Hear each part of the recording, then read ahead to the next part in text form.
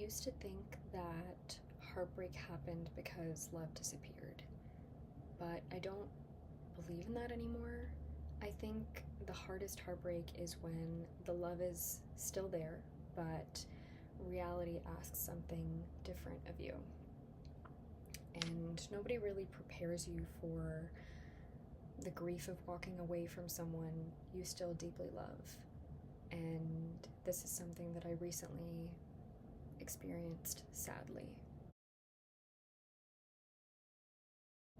We grow up believing that if two people love each other enough that they'll figure it out.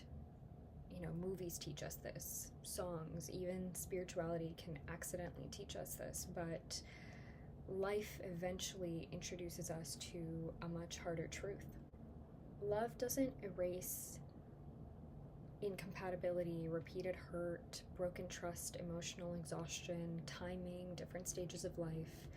Sometimes love can survive while the relationship can't. People think that heartbreak is losing love. I don't. I think heartbreak is just accepting reality. And sometimes the person you love loves you back, wants the best for you, and isn't a bad person. But still, it can start slowly cost you pieces of yourself. And that is one of the hardest decisions a person can ever make. One of the biggest realizations I've had is that sometimes we believe that choosing ourselves mean that we love them less.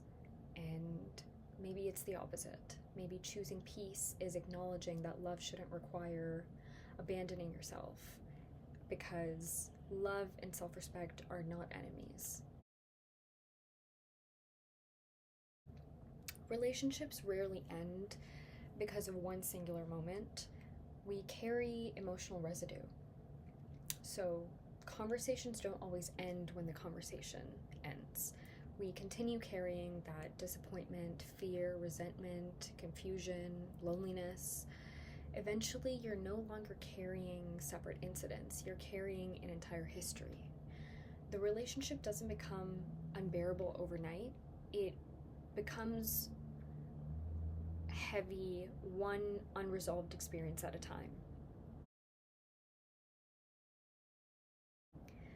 This is something I've been thinking about a lot. Every disagreement leaves an imprint, every disappointment gets stored somewhere. Eventually, conflicts don't stay new, they awaken everything that you've already been carrying. You're no longer reacting to today, you're reacting to the entire archive that you have in your mind. And sometimes that's why relationships feel suddenly impossible. Not because of just today, because of everything that yesterday became. This was probably the hardest lesson for me. Sometimes nobody is malicious. Sometimes someone genuinely loves you and still repeatedly will hurt you. Intentions and impact aren't always the same thing. Someone can have a really good heart and still create experiences that slowly erode your sense of peace. And those two truths can exist together, believe it or not. One thing I've had to learn is this: someone apologizing, someone changing, someone growing, it doesn't erase what living through those experiences felt like when they were happening. Growth is beautiful, it matters, but growth afterwards doesn't erase the emotional history your nervous system has already lived through. And sometimes we don't just grieve what happened, we grieve the expectations that we had. We grieve the potential of a person. I expected accountability, I expected emotional maturity, I expected safety, not perfection, just consistency. And when those expectations repeatedly collided with the reality, the relationship slowly becomes heavier than what the love alone could carry. I think this is where most of us get stuck. We tell ourselves, if they could just understand me, if they could just admit what happened, if they could finally see what I carried, then I'd finally have peace. But that's not really what closure is. One realization has changed entirely what I think about relationships.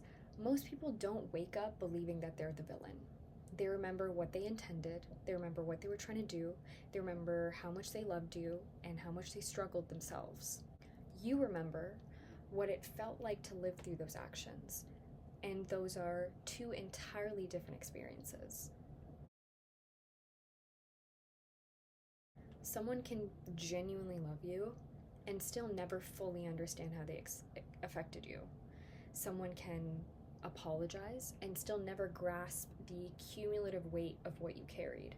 Not because they're evil or incapable of love, but because nobody experiences your inner world except for you.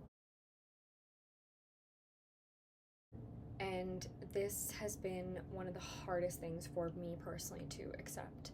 You may never receive the apology that you're hoping for, not because they don't care, not because they never loved you, but because fully accepting your experience might require them to fundamentally change the way that they understand themselves. Keep that line in mind because that's very important. Human beings naturally protect their identity. We all do. We all want to believe, I was doing my best, I didn't mean it that way, I loved you. Those things can all be true while your experience is also true. And acceptance isn't only accepting that the relationship ended, acceptance is accepting that they may never fully understand your experience, that they may never remember the relationship the way that you do, that they may never agree with everything you felt, and your experience remains real anyway. You don't need another person's authentication or agreement because you still went through that, and what you went through was real. I've been reading a lot of philosophy and spiritual books recently, and this particular idea really resonates with me. That emotions are just states. Sadness is a state, anger is a state, longing is a state, acceptance is a state. None of them are really who you are. You are the awareness in which those states arise. And that's kind of changed the way I've been grieving and processing the end of a relationship. Healing isn't linear. Some mornings I feel completely at peace.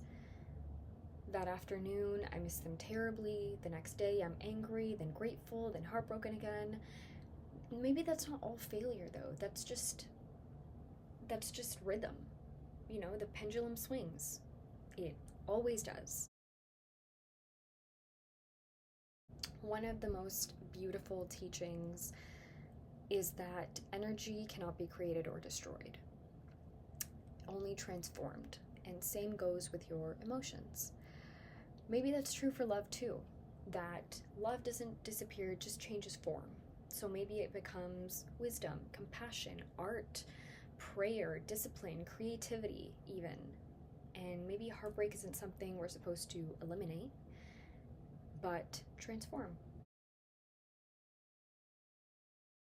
I used to think that acceptance meant one day I'd wake up and I'd stop loving him. But I don't believe that anymore. I think acceptance is allowing love to remain without asking for it to become a relationship again. And maybe heartbreak isn't the opposite of love. Maybe heartbreak is what remains when love has nowhere left to go. And maybe healing isn't convincing yourself that the relationship didn't matter. Maybe healing is allowing for it to matter forever without allowing it to define the rest of your life. Maybe some people come into our lives not to stay forever, but to awaken parts of ourselves that otherwise would have never existed. And perhaps the final act of love isn't holding on. Perhaps it's quietly saying, thank you for everything you gave me. Thank you for everything you taught me. I release you with love, and now I choose to carry the lessons instead of the weight. Maybe one of the bravest things we'll ever do is stop asking someone else to fully understand our pain before allowing ourselves to heal. Because our healing doesn't begin when we're fully understood. It begins when we finally stop needing our truth to be confirmed before we can live by it.